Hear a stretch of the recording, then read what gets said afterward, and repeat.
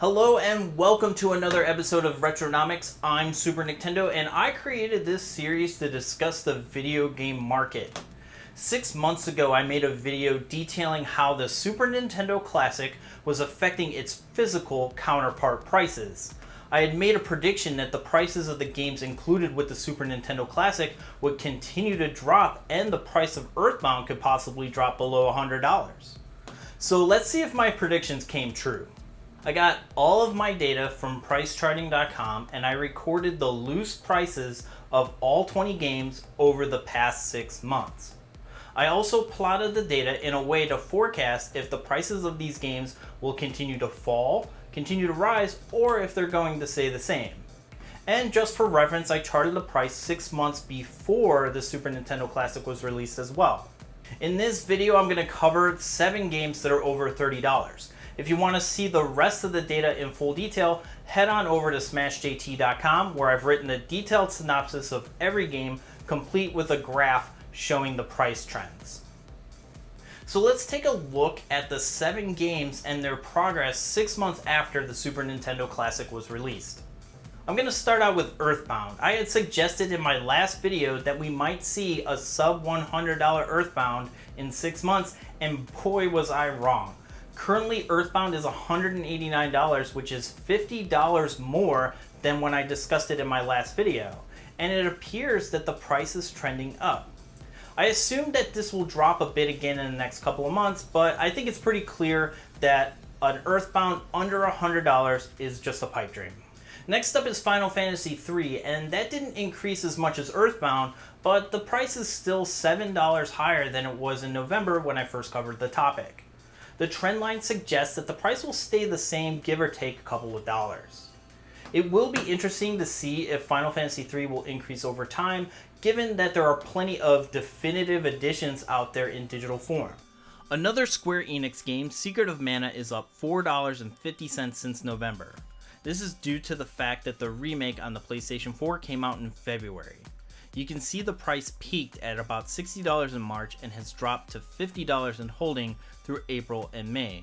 Because of that spike, the trendline suggests that the price of Secret of Mana will rise, but I think that we'll see it come back down to pre-remake price by the end of the year. Super Mario RPG has dropped $10 since I last talked about the Super Nintendo Classic, and it looks like it will continue to trend down. But time will tell if it will drop below $40, something that it hasn't done in the last 10 years since price charting has been collecting data. I'm sure it'll probably hold at $40 since it's a really good game for the Super Nintendo. The only way that I could see it increasing in price is if Nintendo somehow announces an HD sequel for the Nintendo Switch, which would be incredibly unreal. Super Metroid has also dropped $10, and the trendline suggests that this will continue to drop. I assume that this game will bottom out at $35 until more details of Metroid Prime 4 are revealed. Super Metroid is a common game, but still very sought after, so it's hard to see that it would drop below that. Also, it helps that a lot of people mark this as the pinnacle of Metroid, and maybe we'll see an HD remaster on the Nintendo Switch. Kirby's Superstar. Now this is a game that I didn't talk about in my last video because I don't have it in my collection. The price of this game has raised about $5, and that seems to be trending up since the Super Nintendo Classic was released.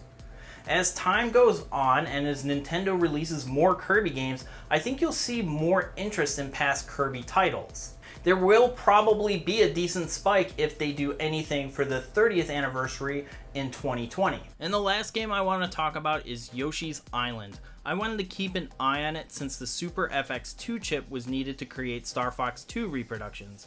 And since Star Fox 2 is included on the Super Nintendo Classic, I assumed that we would see an upswing in price because of that demand.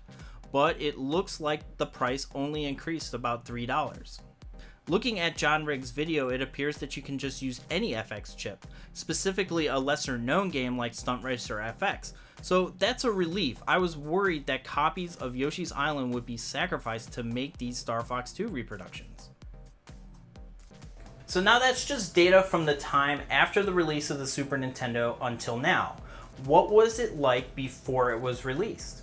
Well, most games that I went over have been on a downward trend since the beginning of 2017. And while games like Earthbound have been volatile, the change in price seems to be trending down as well. Then there are games like Super Mario Kart, Kirby Superstar, and Yoshi's Island, which have trend lines virtually level since the beginning of 2017, even though they point just a little downward. So even with 5 million plus units sold, the Super Nintendo Classic didn't really bring the price down significantly like I thought it would, but it does seem to keep the game prices in check. There is a total audience out there that wants to play these games and doesn't really care if they have a physical copy in their possession, and this is really good for collectors overall. You also need to consider that the Super Nintendo collecting craze is dying down as people have advanced to the Nintendo 64, PlayStation, and Saturn generation. It will be interesting to see what happens to the prices when the Super Nintendo Classic is no longer available for purchase, assuming that Nintendo actually pulls the plug at the end of this year. So that's my analysis on the Super Nintendo Classic and its physical prices. What did you think? Do you think that the prices will continue to fall, or is this the calm before the storm and prices spike up? So let me know what you think down in the comments below. And if you like this video, give it a thumbs up. And if you're new here, consider subscribing for future gaming content. I plan to release a Retronomics episode every month given the research required for each topic. Thanks so much for watching. I'm Super Nicktendo, and I'll see you next time.